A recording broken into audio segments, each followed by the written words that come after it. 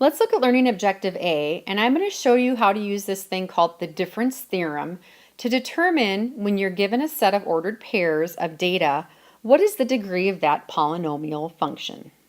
Now before we start that, let's just do some general terminology. If I say a figurative number, that's a number of points in a patterned sequence of a familiar geometric shape. So when you look over here, we have a kind of a familiar pattern of a triangle. Now, triangular numbers actually take their own form. They are a number of points in the nth triangular array of dots. So for example, if they asked me for triangular numbers, what is t of 6? If they said at the sixth try of these triangular numbers, how many dots are there? Well, this is the first, second, third, fourth, fifth. The sixth one, they're going to challenge you to see what it would look like. Well, the sixth one is just going to be the fifth one, but with another row of dots tacked onto it. And it'll look something like this. So they're going to add 6 more dots. So how many are going to be in that particular pattern? It would be 21 dots in that whole triangular shape. Now, a triangle is a second dimensional shape. If I pop a triangle out into the third dimension, what you get is a shape called the tetrahedral.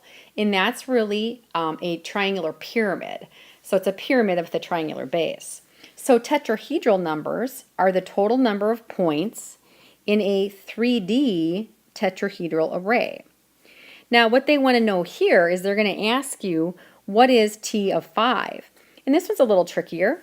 They want to know not at the first try, second, third, fourth, but if you add a fifth layer to this last tetrahedral, if you add another layer of triangle below it, how many dots are going to be in total? This last one, t of 4, had 20. So this is, again, like I said, it's tricky.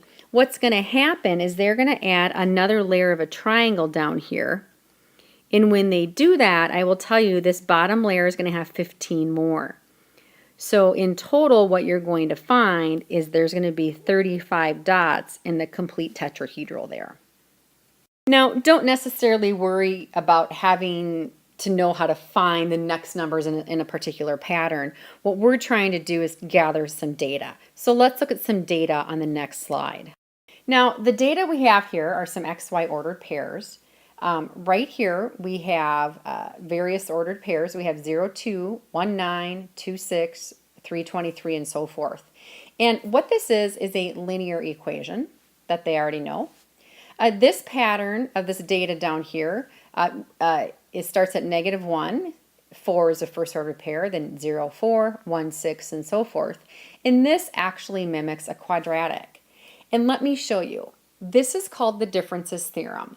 What you do is you go to the y values of your data. So this one and this one, we'll do them separate. And you find the differences in the y's. So the difference between 2 and 9, so 9 minus 2 is 7. The difference between 9 and 16, so 16 minus 9 is 7. 23 minus 16 is 7. 30 minus 23 is 7, and so forth. Now notice what just happened. I just got a constant level set of differences. So this took me one try to get that. Okay, let's look at the next one. We're going to do the same thing. The difference between 4 and 4 is 0. Between 4 and 6, so 6 minus 4 is 2. 6 and 10 is 4.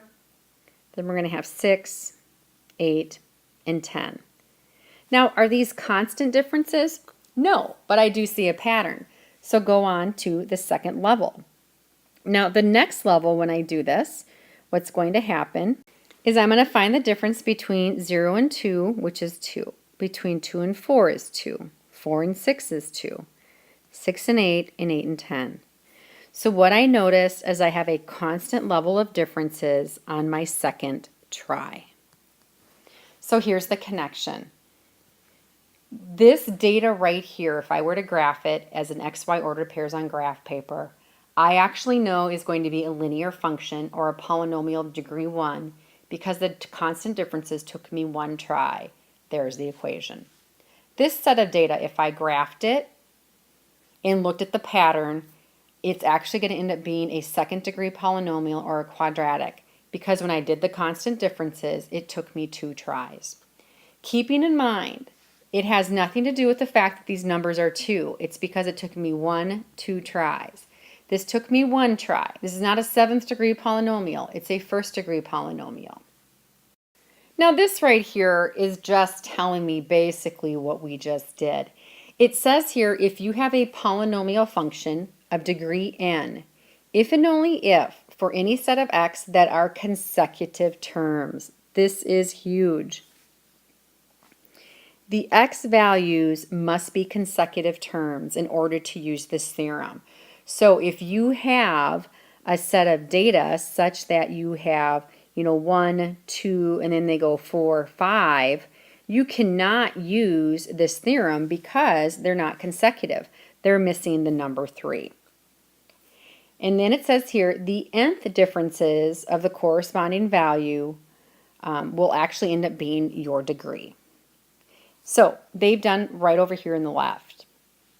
They did the 5th differences of this particular data are all equal to 3. What is the degree? So the key here is it the 5th differences or if that it was equal to 3? It took them 5 tries, so this is a 5th degree polynomial. Again, keeping in mind the number we end up with at the end doesn't really relate to it necessarily. So let's go ahead and actually do this particular problem. This is the tetrahedral numbers of those triangular pyramids. Let's see if it is a polynomial. Now, first of all, check it. The x's are consecutive, so we can use this theorem. Let's do our first set of differences on it. And I like to be consistent. I like to do 4 minus 1, 10 minus 4, 20 minus 10. You could go 1 minus 4 and say negative 3, but you have to do 4 minus 10 then and say negative 6. Be very consistent with that. So this is 3, 6, 10, 15, and 21. Obviously not constant yet. Just keep going on to see if it's next one. What we do know is it's not linear. Okay, the next set of differences is going to give us 3, then 4, 5, 6. This tells me it's not quadratic. One more level, 1, 1, and 1.